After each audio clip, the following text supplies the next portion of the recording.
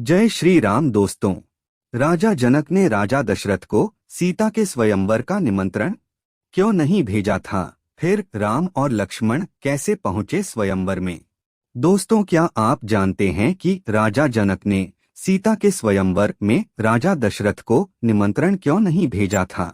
आखिर ऐसी क्या वजह थी? जो निमंत्रण नहीं मिलने के बाद भी भगवान राम स्वयंवर में कैसे शामिल हुए? पौराणिक कथाओं में इसका जिक्र मिलता है। पौराणिक कथाओं के अनुसार जनकपुरी में एक व्यक्ति की शादी हुई। वह पहली बार ससुराल जा रहा था। उसे ससुराल के रास्ते में एक जगह दलदल मिला। दलदल में एक गाय फंसी हुई थी जो करीब करीब मरने वाली थी। उसने सोचा कि गाय तो मरने ही वाली है और कीचड़ में जाने पर मेरे कपड़े खराब हो जाएंगे, वहीं वो दलदल में फंस भी सकता था। इसलिए वह गाय के ऊपर पैर रखकर आगे निकल गया। जैसे ही उसने दलदल को पार किया, गाय ने दम तोड़ दिया और व्यक्ति को शाप दिया कि तू जिसके लिए मुझे मरता छोड़कर जा रहा है, उसे देख ही नहीं पाएगा। अगर उसे देखेगा तो उसकी मृत्यु हो जाएगी। ससुराल पहुंचकर वह व्यक्ति घर की तरफ पीठ करके दरवाजे के बाहर ही बैठ गया। ससुराल के लोगों की तमाम कोशिशों के बाद भी वह अंदर नहीं गया। इस पर उसकी पत्नी ने घर के बाहर आकर उससे अंदर चलने को कहा, लेकिन व्यक्ति ने श्राप के डर से उसकी तरफ देखा ही नहीं। इस पर पत्नी ने इसका कारण पूछा तो उसने गाय के श्राप के बारे में बताया। फिर पत्नी ने कहा कि मैं पतिव्रता स्त्री हूँ, आप मेरी तरफ देखो, मुझे कुछ नहीं होगा।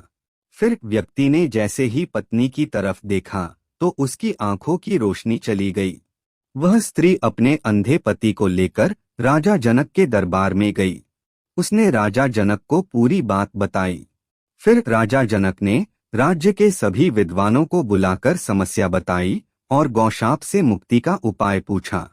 सभी विद्वानों ने आपस में बातचीत करने के बाद कहा कि व्यक्ति की पत्नी को छोड़कर अगर कोई दूसरी पतिव्रता स्त्री छलनी में गंगाजल लाकर छींटे उसकी आंखों पर लगाए तो गौशाप से मुक्ति मिल जाएगी। जब यह सूचना अयोध्या के राजा दशरथ को मिली तो उन्होंने अपनी सभी रानियों से पूछा।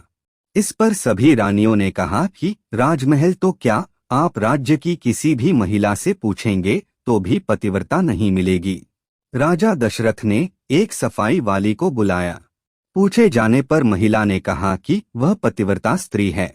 महाराज दशरथ ने राजा जनक समेत सभी राजाओं को यह दिखाने के लिए उसी महिला को जनकपुरी भेजा कि उनका राज्य सबसे उत्तम है। राजा जनक ने भी उस महिला का बहुत सम्मान किया।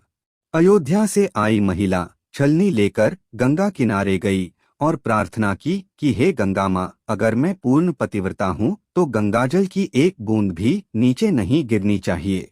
प्रार्थना करके उसने गंगाजल को छलनी में पूरा भर लिया और राज दरबार पहुँच गई। महिला ने व्यक्ति की आंखों पर छींटे मारे तो उसकी रोशनी लौट आई। राजा जनक ने राज सम्मान देकर उसे अयोध्या विदा कर दिया। किस बात से डर गए थे राजा जनक? सीता स्वयंवर के समय राजा जनक को सफाई वाली महिला का ध्यान आया तो उन्होंने सोचा कि इतनी पतिव्रता महिला का पति कितना शक्तिशाली होगा।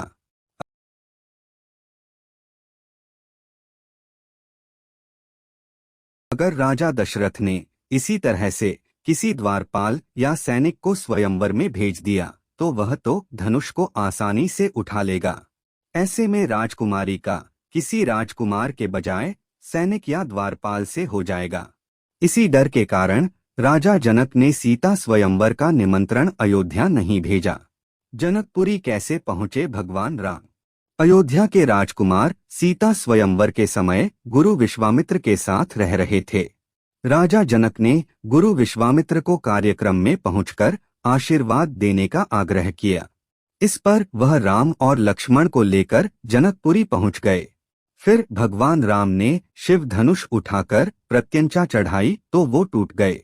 रामचरितमानस में लिखा है,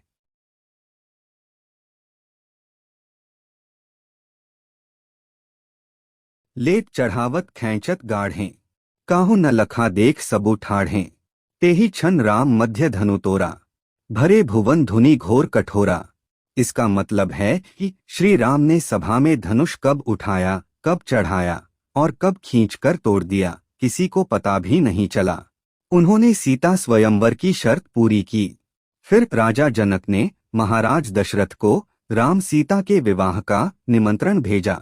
राजा दशरथ के पहुंचने पर विधि विधान से राम सीता का विवाह हुआ। तो दोस्तों, आज की इस वीडियो में सीता स्वयंवर निमंत्रण की कथा आपको कैसे लगी, हमें कमेंट बॉक्स में लिखकर जरूर बताना। और चैनल पर नए हो तो चैनल को सब्सक्राइब कर देना और वीडियो को अपने दोस्तों और परिवार वालों को जरूर शेयर करें। जय श्री सीताराम।